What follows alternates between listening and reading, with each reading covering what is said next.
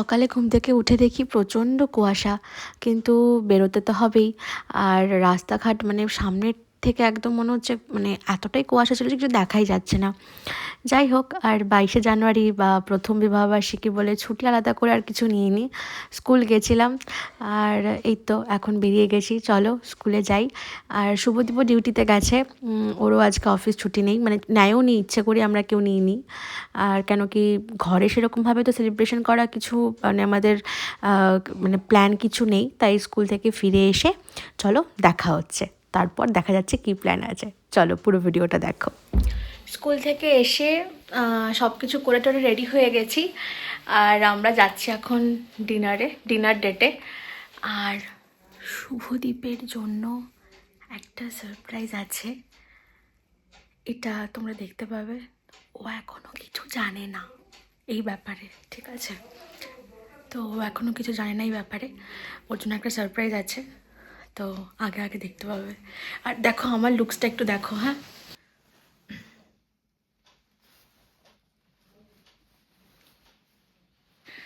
আমি বিয়ের যে বেনারসিটা, মানে বিয়েতে যেটা পরে আমি ঢুকেছিলাম সেই বেনারসিটা পরেছি। ইচ্ছে করলো লাল বেনারসিটা অ্যাকচুয়ালি আরও অনেকটা হেভি লাগছিলো, তো ভাবলাম যে পিঙ্কটা পরি। তো চলো দেরি না করে বেরোনো যাক। আসলে সমস্ত কিছু, সমস্ত শুভ কাজ বা সমস্ত কোনো শুভ দিন দেখবে সবসময় না ঠাকুরেরকে পুজো দিয়ে বা ঠাকুরকে প্রণাম করে শুরু করতে খুব ভালো লাগে। আর আমাদেরও সেটাই ইচ্ছে ছিল।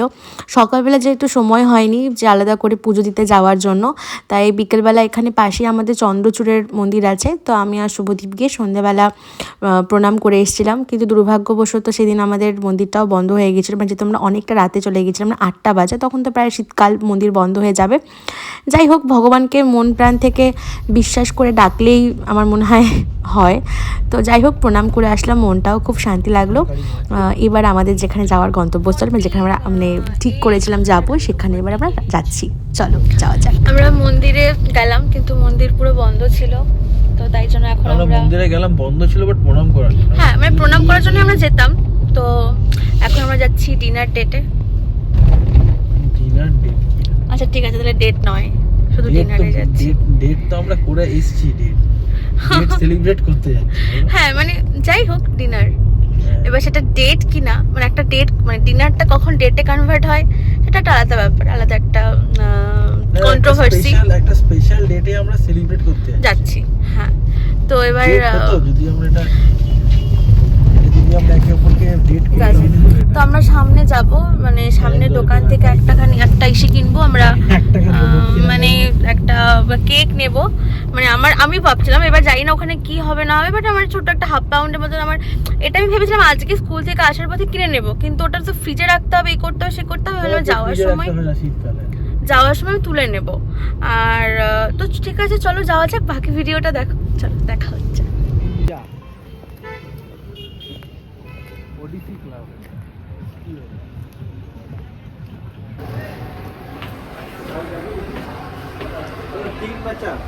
চার মনে হয়। কোথায় যাচ্ছি আমরা? কেক নিয়ে নিয়েছি, সব কিছু ডান, চলো যাই ওপরে, দেখা যাক। আর হচ্ছে এই যে ওপরে সিঁদুরটা মাথার মধ্যে, এটা আজকে আমাকে শুভদীপ পরিয়ে দিয়েছে। কি হয়েছে, আগের বছর আমি পরিয়ে দিয়েছিলাম। হ্যাঁ কিন্তু খুব ভালো পরিয়েছে, সুন্দর করে। আগের বছর চন্দ্রকে পরিয়ে দিয়েছিল, না আগের বছর আমি পরিয়ে দিয়েছিলাম।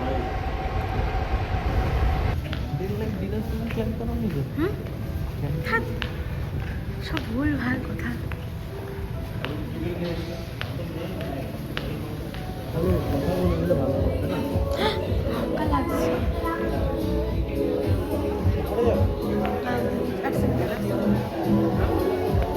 বলছিলাম সন্দীপ, প্ল্যান করে রেখেছিল আপনি না।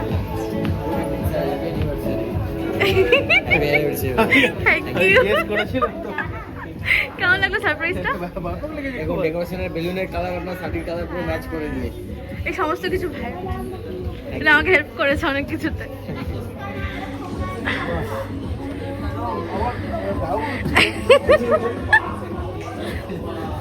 কেমন লাগছে?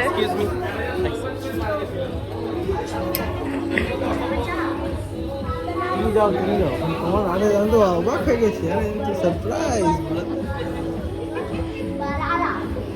তুমি মানে কি বুঝ বলি কি করছো? মজা করবে না, পরে বসো না। দাঁড়াও, গালি নিচ্ছে সেগুলো। আমার একটা মনে হচ্ছে যদি আমি চেঞ্জ করে দিতাম তাহলে কি করতে? আমি জানতাম কনফিডেন্ট।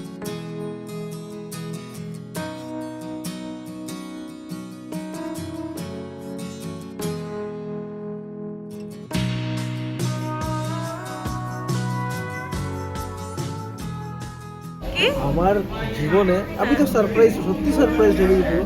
আর তুমি যে আসানসোলে এরকম একটা সেলিব্রেশন করবে, এটা তো স্বাভাবিক। আমার জন্য ফার্স্ট টাইম অ্যানিভার্সারি হবে এটা।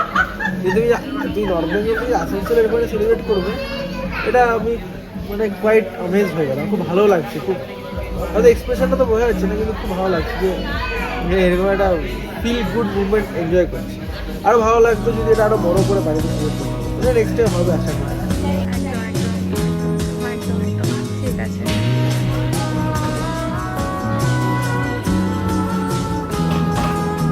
Happy anniversary both of you.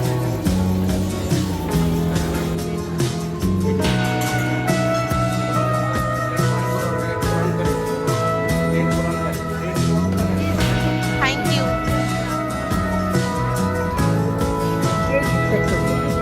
Thank you.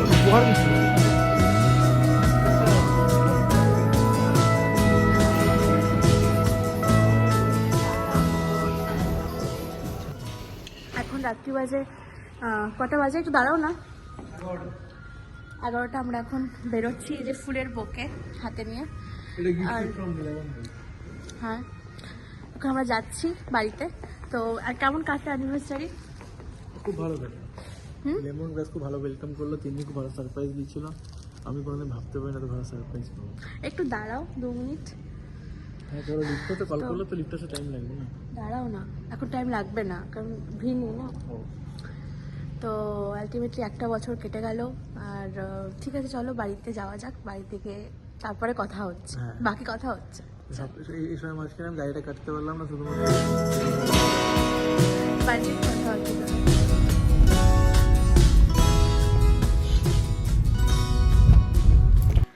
তো আলটিমেটলি আমরা ঘরে ঢুকে গেছি। ঘরে ঢুকে মেকআপ টেকআপ সমস্ত কিছু আমি তুলে নিয়েছি। আর ভালো ছিল বেশ অ্যানিভার্সারিটা, মানে এটা আমাদের ফার্স্ট অ্যানিভার্সারি। আর যেটা সব থেকে মজার ব্যাপার হচ্ছে যে আমি ওকে সারপ্রাইজ দিয়েছি আর ও আমাকে সারপ্রাইজ দিয়েছে, তাই তো? ওই ছোটোখাটো টুকটাক এর মতো তো বড় দিতে পারি। বড় ছোট ম্যাটার করে না, ব্যাপারটা হচ্ছে যে অবাক করে দিয়েছে। হ্যাঁ, মানে আমার সারপ্রাইজটা কেমন ছিল, মানে আমার এই যে এই ড্রয়ারটা এখানটায় কিছু জিনিসপত্র রাখা আছে। এবার হঠাৎ করে ও আমাকে বলছে যে এটা একটু খোলো, কিছু একটা, হ্যাঁ বোতলটা, একটা জলের বোতল বের করার জন্য। তাহলে আমি যে এখন জলের বোতল কেন বের করতে হবে, বলছে দাও না, জলের বোতলটা লাগবে। আমি খুলেছি, দেখি হঠাৎ করে একটা চন্দানি পালসের একটা প্যাকেট বিছানার উপরে পড়লো। চন্দানি পালসের প্যাকেট। তো যাই হোক, ওটার মধ্যে একটা ইয়ারিং ছিল, তো যেটা আমার খুবই পছন্দ হয়েছে, তো ওটা ওর তরফ থেকে ছিল। তো আমি তো দেখে পুরো অবাক হয়ে গেছি যে কবে কিনলো, কী ব্যাপার বৃত্তান্ত, কিছুই আমি জানলাম না। তো যবে কলকাতা গেছিলো অফিসের কাজে, তবে নাকি কিনে নিয়ে এসছে। এটা আমার একদম অজানা ছিল। যাই হোক, তো ওইটা আমার তরফ থেকে, মানে ওর তরফ থেকে একটা সারপ্রাইজ ছিল।